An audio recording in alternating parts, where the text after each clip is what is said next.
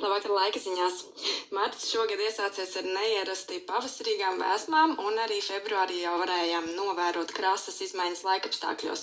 Iepriekšējais mēnesis Latvijā bijis 3,7 grādus siltāks nekā ierasts, un vidējā gaisa temperatūra valstī bija 0,6 grādi, kas šo padarīja par siltāko ziemas mēnesi kopš 2020. gada.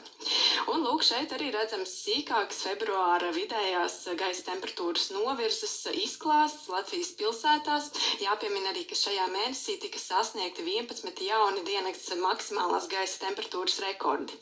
Taču turpmākajās dienās gan jauna temperatūras rekordi netiek prognozēti, laiks saglabāsies sauss un saulains, taču austrumu, ziemeļaustrumu vējš vēl liks sajust augstumu. Naktī arī temperatūra lielākajā valsts daļā pazemināsies zem nulles atzīmes līdz -1, -4 grādiem Kurzemē, valsts centrālajos rajonos, savukārt Vidzemes augstēnē un Latgalē nakts būs vēl dzestrāka, tur ap -7, -6 grādiem. Dienas laikā temperatūra atkal mazliet pakāpsies līdz +4, +6 grādiem Kurzemē, Zemgalē un daļā Vidzemes, savukārt Latgalē un Vidzemes austrumos, kā arī Līča piekrastē par kādu grādu zemāk vēl temperatūra būs ap +1, +3 grādiem. Bet visā valsts teritorijā atkal spoži uzspīdēs saule un debesis būs skaidras.